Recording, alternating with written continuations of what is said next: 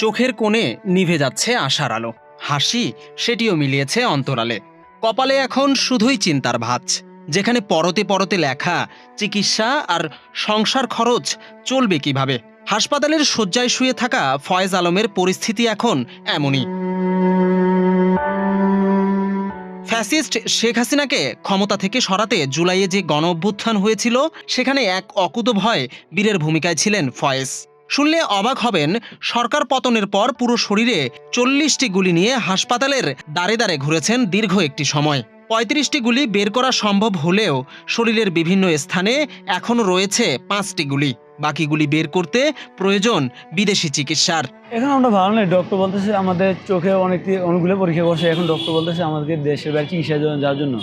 এখন আমাদের দেশের চিকিৎসা একদম শেষ। আমাদের ঢাকা মেডিকেল থেকে শুরু করে আমরা চক্ষু বিজ্ঞান, এরপরে ঢাকা সিএমএস সব অবস্থায় আমরা চিকিৎসা নিচ্ছি। এখন ডক্টর বলছে যে আমাদের বাংলাদেশে চিকিৎসা সম্ভব না, যদি আমরা দেশে চিকিৎসা করি যা তুমি একটু চোখে দেখতে পারো একেবারে চোখ বন্ধ হয়ে যাবে।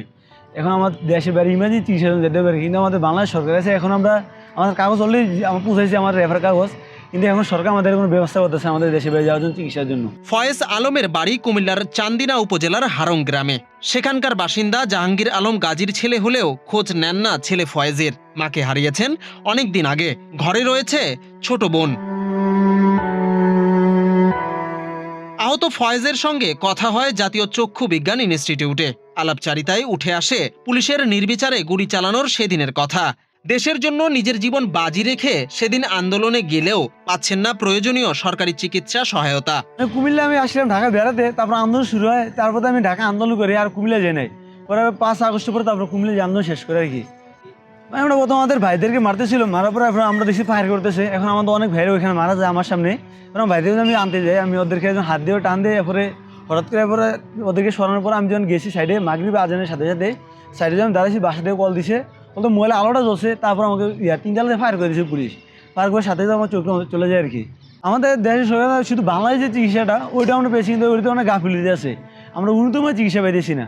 বাংলাদেশে আমাদের এমন ভালো কোনো যন্ত্র নেই যে আমাদের চোখ দেখবে বা চোখে পেল আছে কী আছে, এগুলো বাংলাদেশে মানে কোনো মেশিনে নেই।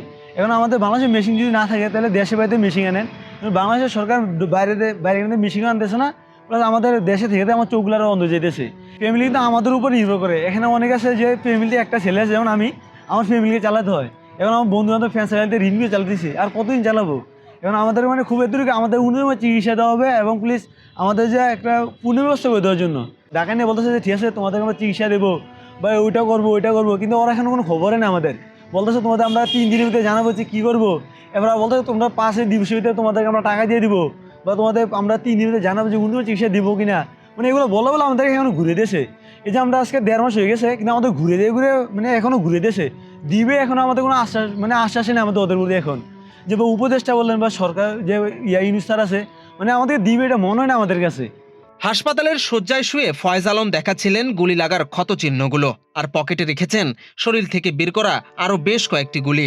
এক পলকের দেখায় তাকে আপনার সুস্থ মনে হবে, কিন্তু চিকিৎসকের দেওয়া ব্যবস্থাপত্র বা প্রেসক্রিপশন বলছে দ্রুত সুস্থ হওয়া প্রয়োজন ফয়েজের। সরকার বলতেছে আমাদেরকে কিছু একটা দিবে বা কিছু আমাদের পুনর্ব্যবস্থা করে দেবে। আমাদের ফ্যামিলি অবস্থা ভালো না, যে আমার ফ্যামিলিতে একমাত্র আমি আছি, আমার একটা ছোটো বোন আছে, ওর পড়াশোনা চালাতে হয়। এখন আমার বন্ধু বান্ধব ফ্রেন্ড সার্কেলতে আমরা ঋণ করে চিকিৎসা চালিয়েছি। বাংলাদেশ সরকার বলতেছে তোমাদের কিছু দেবো, এখন 1 লাখ টাকা দিতেছে বলছে, কিন্তু 1 লাখ টাকাতে আমাদের এখন 50,000 টাকা মেরে খাই দিছে। তাহলে এখন আমরা 50,000 টাকা পাই নাই। বলতেছে 1 লাখ টাকা দিব, 1 লাখ টাকা দিয়ে 1 লাখ টাকা জায়গায় 50,000 টাকা দিছে, এখনও টাকা দেয় নাই। বাংলাদেশ সরকার বলতেছে তোমাদের একটা পূর্ণ ব্যবস্থা করে দেবো।